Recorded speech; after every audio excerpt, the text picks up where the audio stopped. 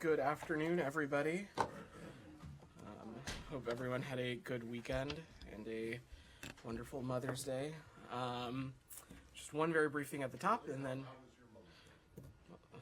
I had a wonderful Mother's Day. Did you wish your mother happy I Mother's spent a wonderful Sunday with my mother-in-law. Did It was great. I have one very brief thing at the top, and then I'm happy to dive into your questions. I am very pleased to note the election of Amy Pope today to become the next Director General of the International Organization for Migration at a time when more than 100 million people are displaced globally as a result of conflict, climate-related disruptions, and extreme poverty. IOM needs innovative, energetic, and inclusive leadership, and Amy Pope is the right choice to provide that leadership. We look forward to working closely with her as she assumes this new role. Matt, go ahead. That's it. Okay. All right. Well, I assume that maybe others will ask you more about U.S. immigration policies and the election of an American to run it. But I want to start somewhere else, and it's just purely logistical. And that is, there are some reports in Russia that former employee of the consulate in Vladivostok has been arrested. Do you guys know anything about that? I've seen those reports, Matt, but I don't have anything additional to offer from here at this time. Okay, I'll turn it over to Humaira, who I think has some more pressing questions. Humaira, go ahead. Hello. Hi.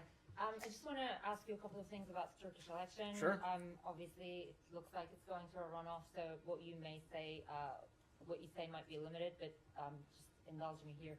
So, whoever wins, I'm basically wondering if U.S. is thinking a little bit strategically after the election and looking at ways to, create some sort of an opening for a reset in ties between the two countries, because their relationship have been, at best, uncomfortable and sometimes tense. I'm just wondering if you guys are thinking about that. Well, let me say a couple things, Myra, and I would reject the premise of your question a little bit. We have a deep partnership with Turkey, which is a long-standing U.S. ally. The Secretary had the opportunity to visit earlier this year, where he had the opportunity to engage with not just President Erdogan, but also Foreign Minister Çavuşoğlu.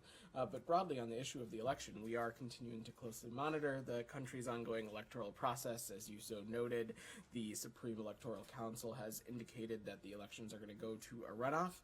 But broadly, we congratulate the people of Turkey for peacefully expressing their will at the ballot box, and also congratulate the newly elected parliament. We'll continue to work together with whatever government is chosen by the Turkish people to deepen our cooperation and deepen our shared priorities, but I don't have anything else. Great. Let me try a couple of more times. One of Washington's priorities when it comes to Turkey is to obtain a green light from Ankara for Sweden's NATO bid. And while it was on the cards that this was probably going to go into a runoff, we're now going to wait for another 2 weeks. Again, I'm wondering if the U.S. is planning to communicate with Turkey, whoever gets elected, and try to, one way or another, make sure that Sweden gets an approval before Vilnius summit in July. Our message regarding Sweden is the same, irregardless of whatever government is chosen by the Turkish people, and that is the long-standing position on this that you've heard many describe from up here, which is that Sweden is ready to join Finland as a member of the NATO alliance. We believe this strongly. We think that Sweden's accession will not only strengthen the alliance, but it will strengthen security across Europe. It is why the United States was so quick to approve its formal accession protocols, and we look forward to this process finalizing. And we believe that Sweden should join NATO as soon as possible. And my final one on this, there was a lot of commentary that U.S. was waiting to see the result of the election, the Turkish election, to proceed with the possible F-16 sales, or to weigh in on a little bit more on Congress to move on this. So what is the Biden administration's position as of now with the F-16s? Will there be a push to proceed with that sale in terms of like lobbying with Congress after the election? Our position hasn't changed. You saw the president and the secretary both speak to this a number of times since in office. One of the key things that is of utmost importance to us is NATO interoperability, and that is why we believe interoperability. Thank you, Matt. NATO interoperability. That is why the secretary and the president are so supportive of this, but I don't have any new progress to announce or anything, and we of course will continue to engage with Congress on a number of these issues. Sure. So Vedant, there was a highly competitive election, and then the turnout was about 90% almost, and Erdogan finished the race by 5 points ahead of his opponent. My question, like, the election atmosphere was quite peaceful, and there were a lot of international observers also watching the election in Turkey, including some of the U.S. So what's your assessment on the election atmosphere in Turkey, and your assessment of the Turkish election process in general? Well, the election process is still unfolding, as is the work of the OSCE's election observation mission, which, as you know, released some preliminary findings. But to take a bit of a step back, Turkey is a long, proud democratic tradition, and we trust that Turkish authorities will carry out this next phase of the presidential election in line with the country's laws and in a manner that is consistent with its commitments to the OSCE as well as a NATO ally. But I'm not going to predict anything additional from here. Who was your favorite candidate? We do not. Nice try, but I really appreciate your candid effort. But I will just say again that we look forward to deepening our alliance and cooperation with whatever Turkish government is chosen by the people of Turkey. Sean, go ahead. Anything else on Turkey? Very quickly to Sure. clarify. Thank you so much. Just Yeah. want to give it another shot because I did not hear actual assessment. Did you have U.S. observers on the ground observing the election? My understanding is that there was observers through the OSCE. But the embassy was not involved. The U.S. embassy. Not to my understanding.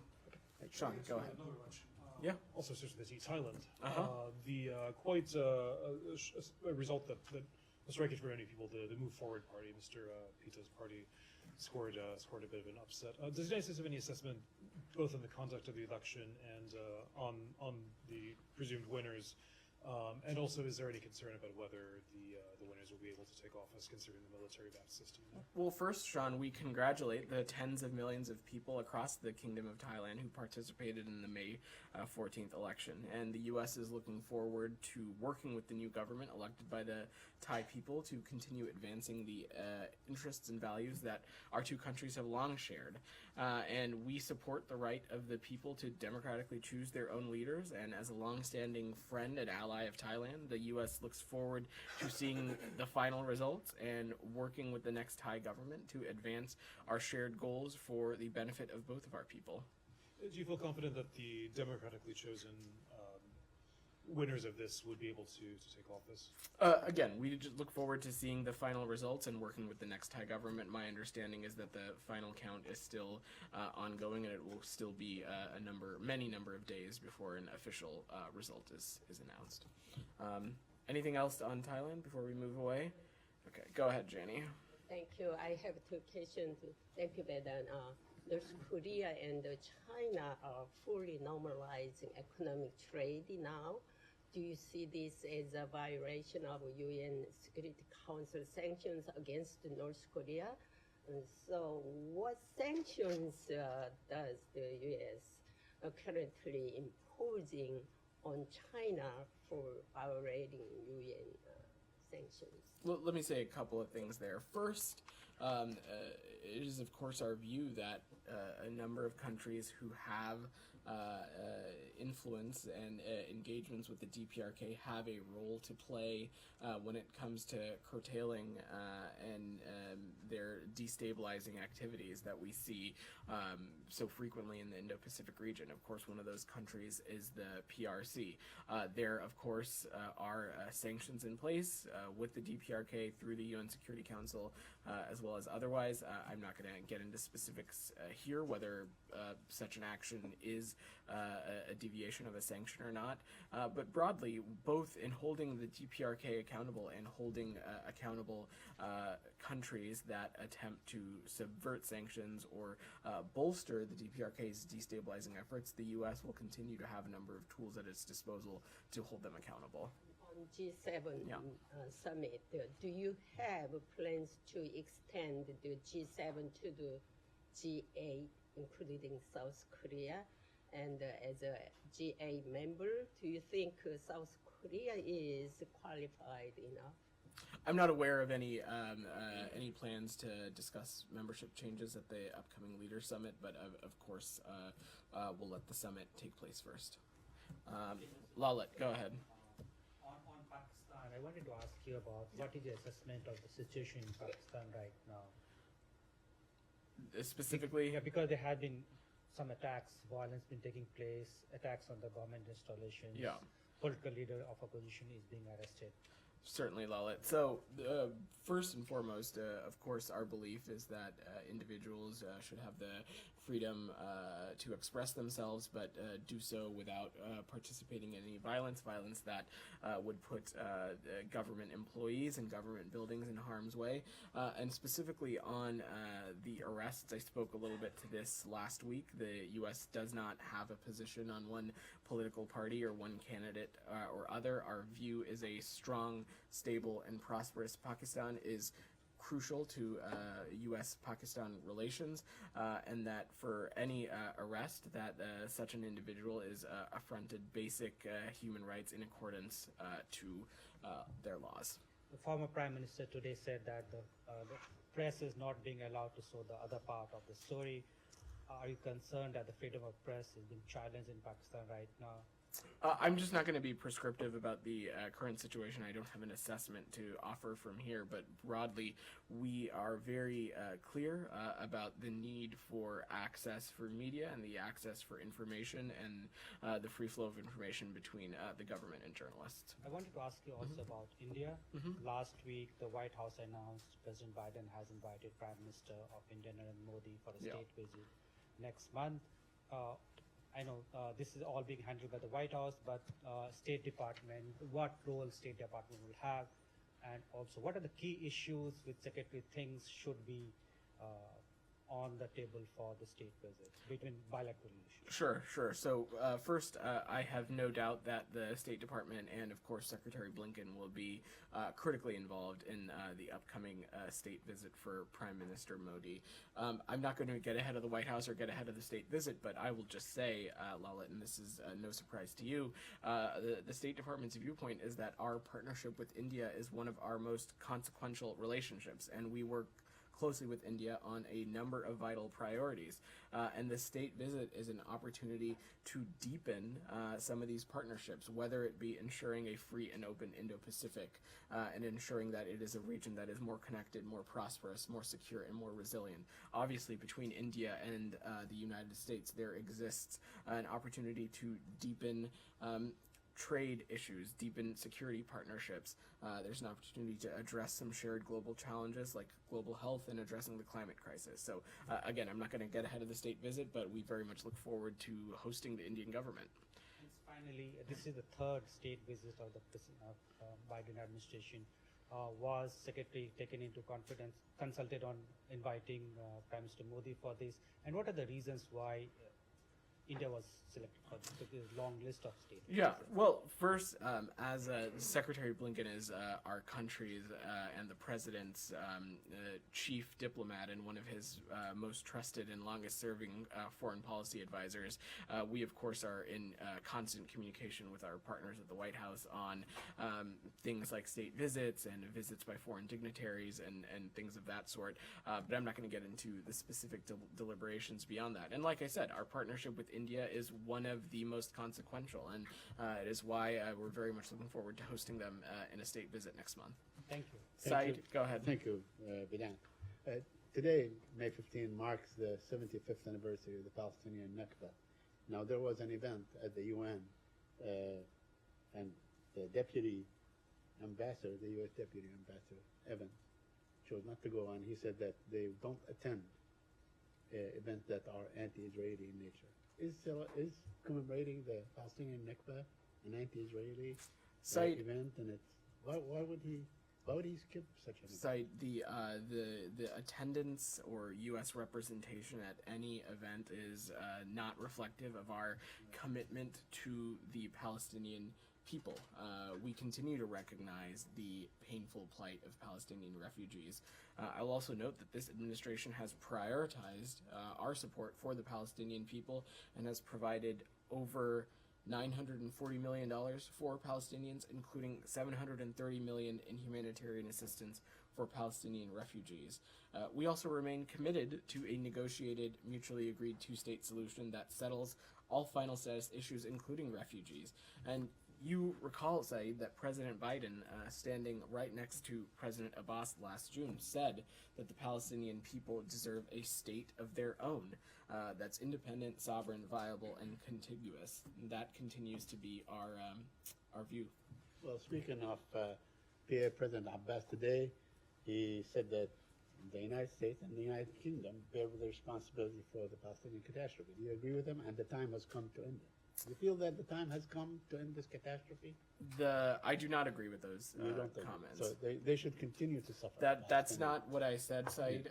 I can disagree with President Abbas's comments, but also I will reiterate what I just said is that our commitment to a mutually agreed two-state solution continues to be unwavering, and that is something that this government and this administration will continue to pursue.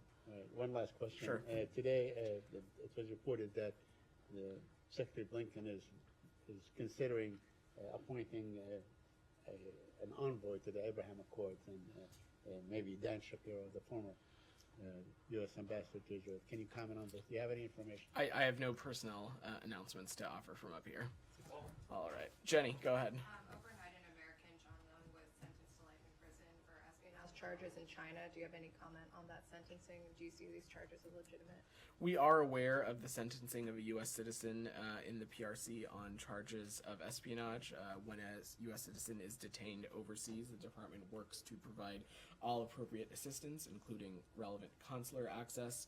The department has no greater priority than the safety and security of U.S. citizens overseas, but just given privacy concerns, I don't have anything else to offer. Designated as wrongfully detained. So look, broadly on wrongfully detained designations, that work is a deliberative process that is ongoing. I don't have any updates to offer on any new wrongfully detained designees from here. And again, on the reports of this case, because of privacy considerations, there's a limit to what else I can get into. Go ahead. Thank you, Madam. Bangladesh Authority withdraws additional security to envoys, including US and UK. Foreign Minister told reporters that they will not give any additional security to the US ambassador and the UK and others, around 6 ambassadors. As you know, US ambassador's convoy attacked a couple of times in recent days and 2018 by the pro-regime supporter. Are you concerned about the ambassadors and the embassy personnel security in Bangladesh? So I'm not going to get into the specifics about security details concerning the U.S. Embassy or its personnel, but I will note that per the Vienna Convention on Diplomatic Relations, any host country must uphold its obligations to ensure the protection of all diplomatic mission premises and personnel and take all appropriate steps to prevent any attack on personnel.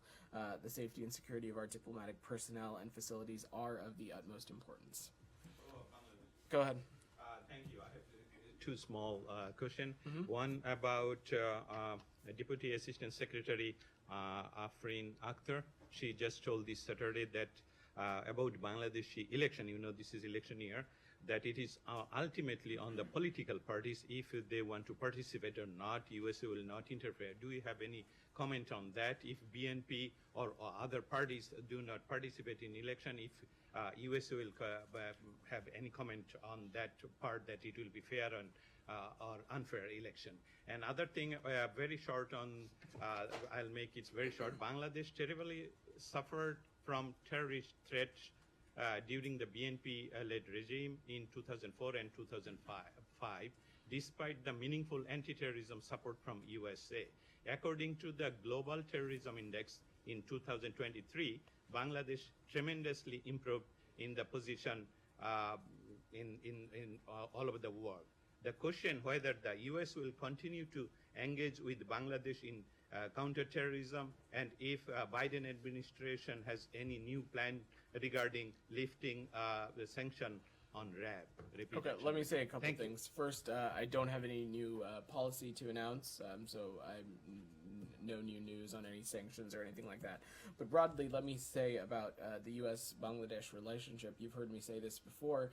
Last year, our two countries celebrated 50 years of diplomatic relations, and what we're looking forward to is deepening that relationship and deepening our cooperation with Bangladesh on a number of key issues, regardless of political party or candidates or anything like that. Our hope for any election taking place around the world is that they are free and fair and accessible, but beyond that, have nothing else to offer insight on when it comes to political parties or candidates or anything like that. Only if the election.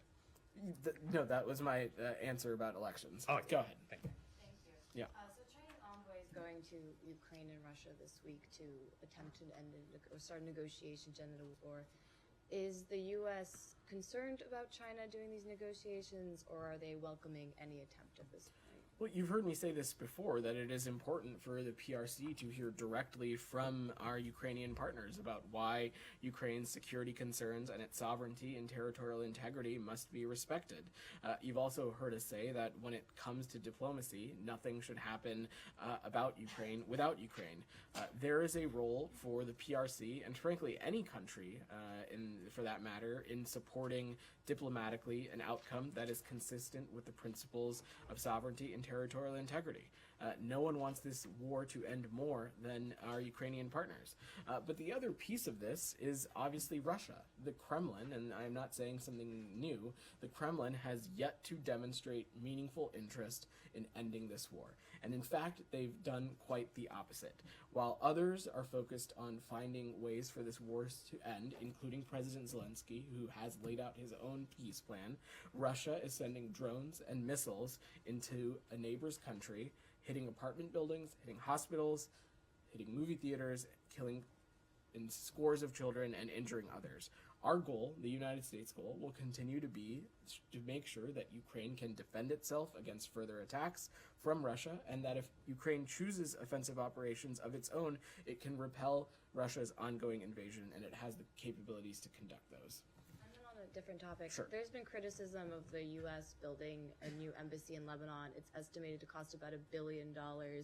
What's the reasoning for building such an opulent embassy, especially in a country where right now I believe about 80% of the population is below the poverty line? Well, I don't have any specifics about our new mission in Lebanon, but what I will say is that where we decide to open up new facilities, that is obviously there's a close coordination with Congress on that. There's also a close coordination on what building and what security and what technology requirements. We try to keep those consistent among our facilities across the world, but we'll see if we have anything specific to offer on this one. Coming back to you, Sean. Sure. Can I ask a couple of different things about Africa? Sure. Nigeria first. Secretary Blinken in a statement today said there are visa restrictions being imposed on a number of Nigerians over undermining the democratic process in the elections this year. As you know, the number of opposition candidates there have challenged the actual validity of the election results.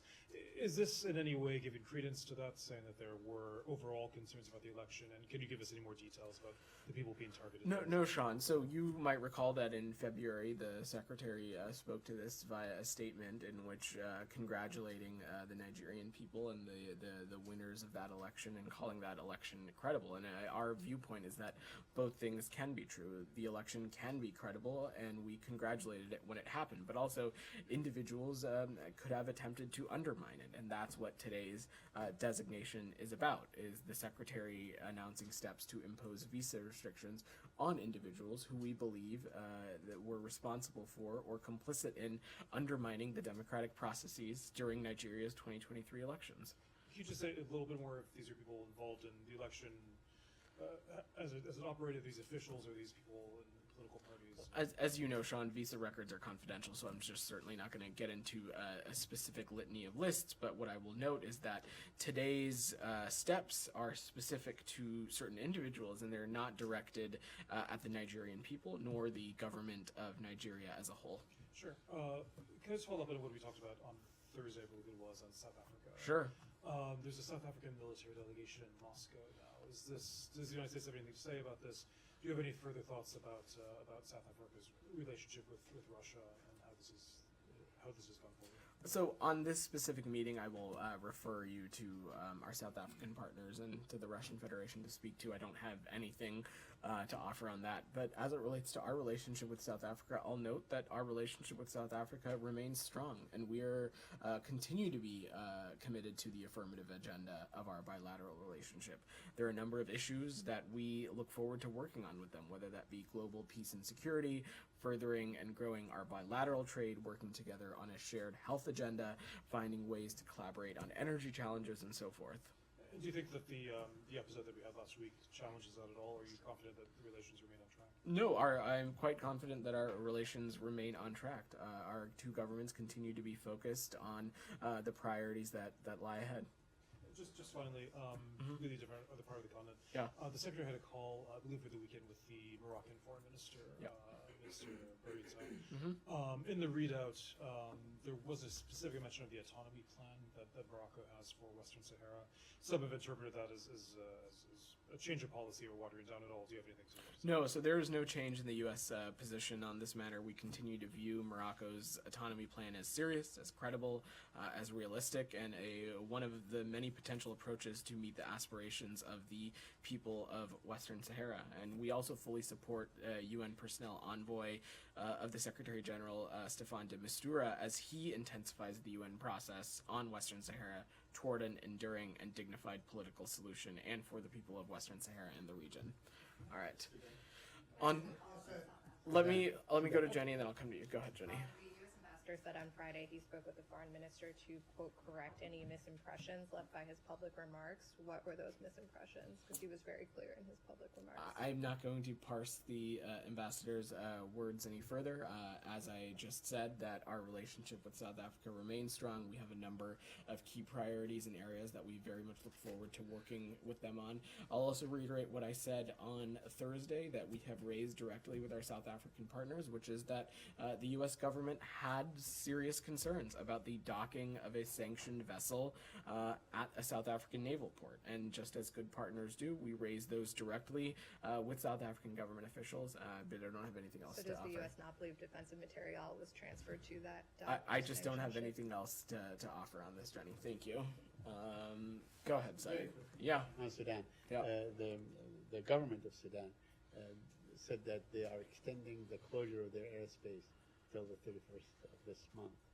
Any comment on that? Does that impede in any way or impact any operations that you might be I doing? certainly wouldn't get into operational specifics from here, Saeed. We, of course, are you speaking about the ability for evacuations and stuff? So look, our message and what we've communicated directly to American citizens is that to look to the security alerts that the department updates regularly about avenues and information for options to depart Sudan. Obviously, security assessments and situations on the ground will play into that, but I don't have anything else to offer. And second, do you have any update about ongoing or dormant talks in Saudi Arabia? Are you involved in any? Well, you saw a very important announcement happen late last week where the SAF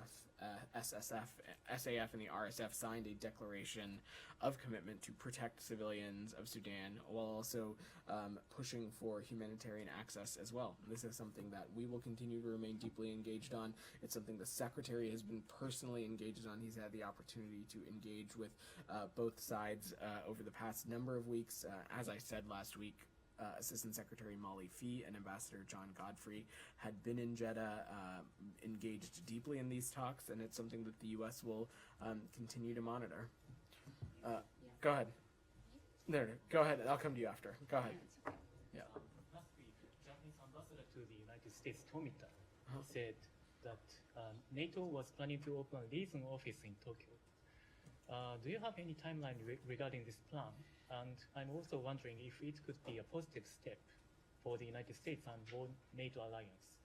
So I don't have anything new to offer, and obviously our partners at NATO would be able to speak more to this, but NATO, a strong and unified NATO, as well as one that is reflective of our alliances in the Indo-Pacific, is something that's very important to us. And our traditional security partnerships elsewhere not only deters aggression, but provides a platform for mutually beneficial cooperation that strengthens the international order.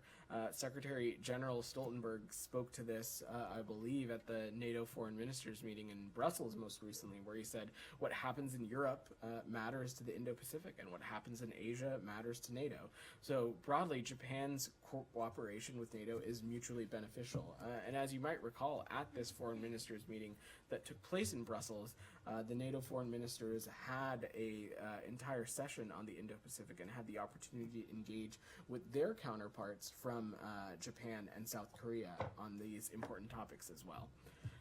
Go ahead. Yes, on Iran. Yeah.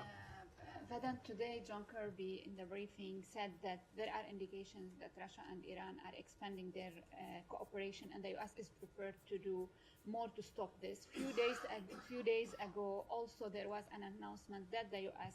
will bolster its defenses in the region, in the Middle East, due to the growing threat from Iran. What's new that you are becoming more vocal about this threat? I mean, the Iranians are threatening the navigation since long time. What's new now? I would not say that we have been new in how we've been communicating about this. We have been very clear collectively across the board that the United States will always act in its interest. It will also always act in efforts to defend itself as well as our partners and allies. But to take a step back, the crux of this is that Iran remains Russia's top military backer, and Iran has already provided Russia with artillery and tank rounds for use in Ukraine. Iran also continues to provide Russia with one-way attack UAVs. Since August, and this is something that we've talked about last year as well, Iran has provided Russia with more than 400 UAVs, primarily of the Shahed variety, and Russia has expended most of these UAVs, using them to target Ukrainian critical infrastructure inside Ukraine. But broadly, the deepening of this cooperation is a threat and a danger to not just Ukraine. It's a threat and a danger to Russia's neighbors, Iran's neighbors, and the international community broadly. One more question on Sudan. Go ahead. Is still Let me, since I've called on her, and then we'll do a follow-up on that question. is Go ahead. Assistant Secretary Molifi still in Ethiopia, or she's back? I don't have any updates on her travel, but I'm happy to check for that for you. Go ahead, then I'll come to you. I hear you. There's nothing new here. But what is the reason for the administration to flag it today? You mentioned 400 drones for now, but we heard from Admiral Kirby this morning that he was talking about Iran was seeking billions of diverse military equipment. Let me clarify my words. What is not new is the United States' reaction and response when it comes to the threat that it faces from Iran or from any other malign actor. But as it relates to the news that was announced today, of course, the reason we have been and are being so public about the deepening cooperation between the Russian Federation and the Iranian regime is because it is incredibly concerning. It is dangerous. It is a threat to the countries in those regions. It is a threat to the international community. We are talking about a security cooperation that flows both ways, from Iran to Russia and from Russia to Iran. This is a partnership that is a full-scale defense partnership, and it is harmful to Ukraine. It is harmful to other countries in the region. White House signaled some designations in response to this action. I know you don't want to preview any upcoming action, but let's step back a little bit and talk about previous actions you have taken. Is IRGC a terrorist organization? I'm sorry, I didn't hear this. Do you consider IRGC a terrorist organization? Well, it's been designated as one, Alex, so yes. Why would the U.S. ask the UK not to do the same? We have seen multiple reports, and the UK officials are still keep saying Iran and Alex, hezbollah these are sovereign nothing decisions. These are sovereign decisions that other countries will make as it relates to their own assessments of the security environment. We, of course, have taken these steps, and we, of course, have taken additional steps to hold the Iranian regime accountable. But the U.S. has not asked the UK government. These are sovereign decisions, Alex, that countries will take on their own accord. Go ahead, behind you. Yeah. Oh, let me go to him, and then I'll come back to you. Go ahead. Yeah. I go back to the previous question. Yeah. The U.S. Navy bolstered their presence in Middle East and especially in Persian Gulf to deter Iran. My question is that has the Iranian threat increased on the U.S. presence in Middle East? I certainly am not going to get into a specific threat assessment from here, and my colleagues at the Pentagon can speak to any force posture or things like that. What I will say is that we will not ever be naive about the threat that the Iranian regime can face to American personnel as well as the personnel of our partners and allies. We have seen time and time again in the conflict with Ukraine, in other parts of the world, Iranian-backed activities take actions that further destabilize specific countries or regions. So we are not going to hesitate to take actions to protect our own interests, to hold the Iranian regime accountable, and take other steps as well. Is that a sign that the U.S. is preparing for dealing with a reality without Iran dealing? Look, we have always said that we will take any step possible to ensure that Iran does not have a nuclear weapon. We continue to believe that diplomacy is the best path forward, but we, of course, also have not taken anything off the table. I'm going to work the room a little bit. You've gotten a couple questions again. Go ahead. Okay, yeah. Thank you. About your religious freedom report today. In these reports, going back more than a decade, the State Department has accused the CCP for persecuting Falun Gong practitioners in China. The Biden administration has sanctioned some individuals, but that seems to not have changed the situation. So I'm wondering if is the State Department looking at broader actions targeting those involved in persecution and also forced organ harvesting in China? Of course, we remain deeply concerned about human rights abuses taking place within the PRC, and we continue to be clear-eyed about that. I'm not going to preview any actions or designations or additional steps that the government might take from here, but we have already taken a number of historic actions on human rights specifically to hold violators accountable. And human rights is something that we raise quite regularly in our bilateral engagements, and we will continue to do so. Shannon, go ahead, your hand up. There's an Office Senate briefing on Iran tomorrow. I was wondering if you could shed any light on this particular subject matter, why it's happening now, and states' involvement in the briefing. I'm certainly not going to get into the specifics of our engagements with Congress. We engage with Congress on a number of issues. We brief Congress on a number of issues, often at Congress's request. But of course, there are a number of issues at the nexus of Iran, and so we look forward to engaging with Congress on that. But I'm not going to offer anything else. Go ahead. Me? Yeah, go ahead. Go ahead. U.S.-UK special relationship on May 10th, day after Secretary Blinken held Bilat with Cleverly here, President Biden brought up the his trip to Ireland, and he said that he went there to make sure, I quote, the Brits didn't screw around. Has Secretary Blinken spoken to the UK government to provide reassurance regarding the president's recent remarks? And can Secretary Blinken say with confidence that President Biden trusts the UK government?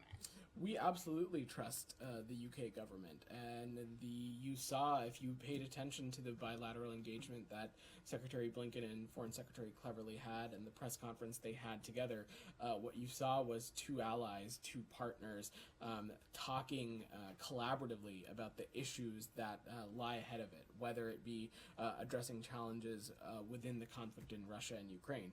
I'll also note that President Biden in Belfast deeply spoke about the appreciation he had for the United Kingdom's government, specifically Prime Minister Sunak's leadership in reaching an agreement with the EU on the Windsor Framework and preserving the gains of the Belfast and Good Friday Agreement. Just one more question regarding Zelensky's visit today to Chequers. Sunak said that UK remains great supporter of Ukraine, and he announced that the UK is going to train Ukrainian pilots to fly Western fighter jets.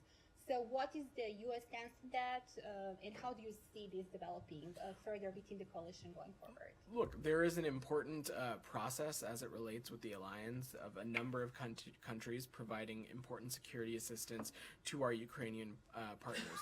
We are all unified in our goal of doing collectively everything that we can to ensure that Ukraine has the assets to defend itself, to defend its territorial integrity and sovereignty.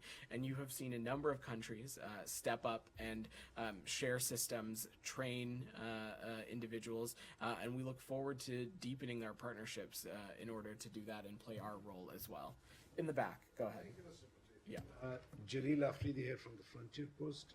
My first question is with regard to the women education in Afghanistan. And it's a bit personal to me as well because I'm a Pashtun as well. It's been a long time now they're not getting education, and the Biden administration and the State Department has pretty much forgotten about them.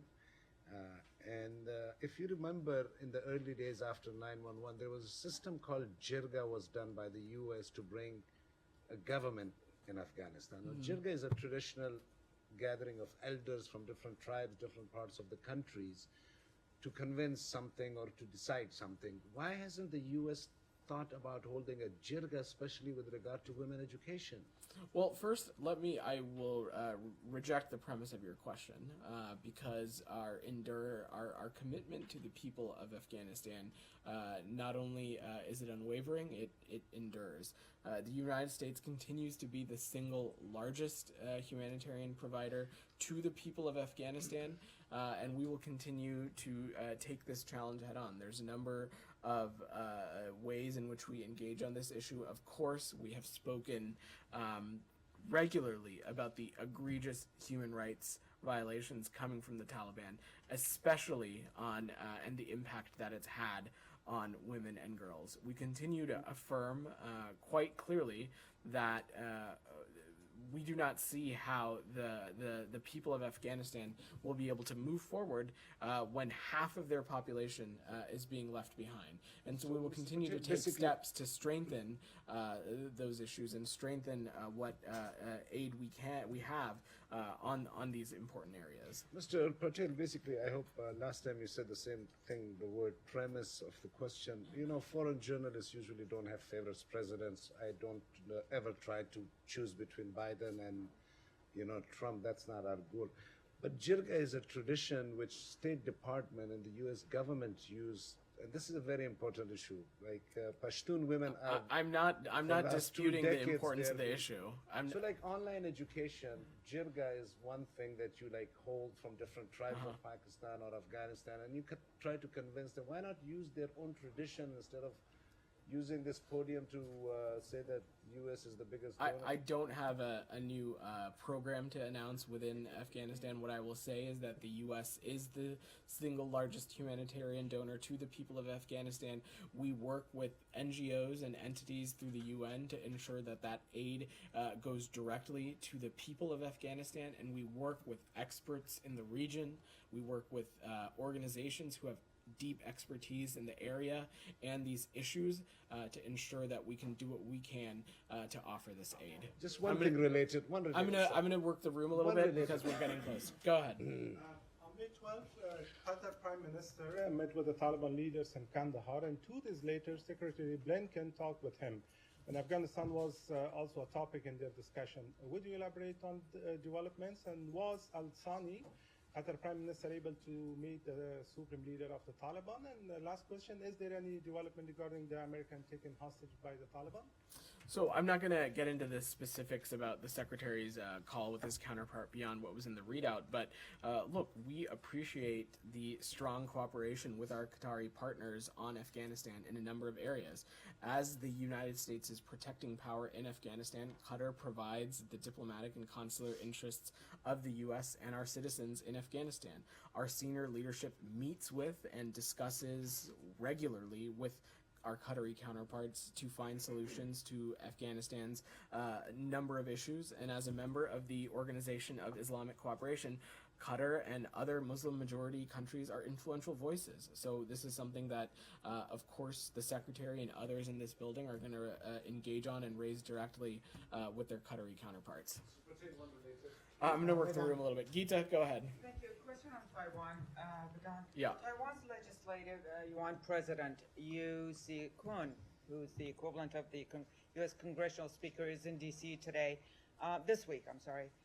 So is there any meetings set up with State Department officials, and can it be said that his visit to D.C. is is consistent with the U.S. One China policy under the Taiwan Relations Act, the 3 communiques, and the 6 assurances? So I will let the Taiwan speak about the details of this visit. I don't have any specifics to offer you, nor do I have any meetings to read out or preview from the State Department. But yes, such a visit would be consistent with our longstanding One China policy, which has not changed and is guided by the Taiwan Relations Act, the 3 U.S.-China joint communiques, and the 6 assurances as well.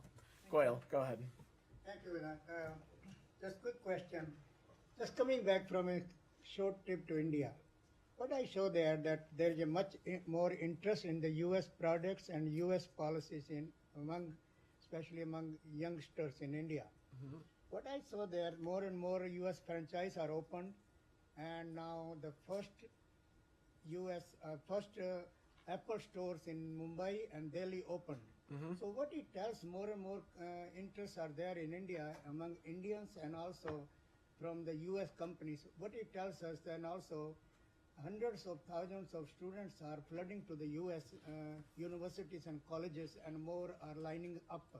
What they are asking me, if U.S. is opening for more student visas, and what is the now future, and where do we stand as far as ahead of Prime Minister's visit to the Sure. US? Thanks for your question, Goyle. So, of course, as I said to your colleague, that our partnership with India is one of our most consequential. And, of course, deepening our trade relationship is, of course, a key priority and has been one as it relates to our partnership with India. Of course, another key component of this is our deep cultural exchanges and people-to-people ties as we are both democracies.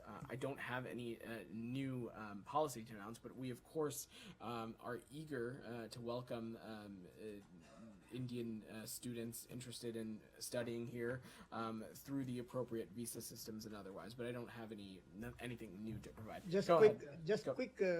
Want to say, traveling from Delhi to many places in India, and I asked this question to many people from every sector of people, that why there is so much interest in the U.S. and what they are saying is because United States is a rule of law and human rights and freedom of press, freedom of religion, and just like India, and we have no problem traveling to the U.S. and back forth. That's what they've been telling me. So what message you think you have for them? Again, I will just reiterate that these shared values that you so outlined are a key tenet to this partnership that we continue to believe is one of the most consequential. I'm going to wrap soon, but go ahead. Yeah. I know you don't want to take sides in the Turkish election, but President Erdogan is saying that actually is accusing the opposition that they were working with President Biden to overthrow him. And if you allow me, he said, quote, Biden gave the order to overthrow Erdogan. I know this, he said. All my people know is that if that is the case, then the ballots will give a response to Biden too. So I'm going to stop you right there and reject the premise of the question, because that is absolutely not true. The United States does not take sides in elections, and our interest is and will continue to be the democratic process. And we will continue to work together with the government chosen by the Turkish people to deepen our cooperation on a number of shared priorities. As I've said, Turkey is an important NATO ally, and we look forward to deepening these collaborations. Go ahead, Alex.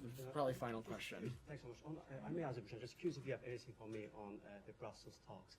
What was your reaction to the results? Did the meeting meet your expectations? I don't have any additional assessments on it from here, Alex. I will let the two parties speak to updates. Obviously, the U.S. Was not a party to these talks, but as a follow-on to the talks that we hosted in Arlington, we continue to believe that these are important steps forward as we continue to find that a durable peace is possible between these two countries. All right, thanks everybody. Both you and Secretary Thanks everyone.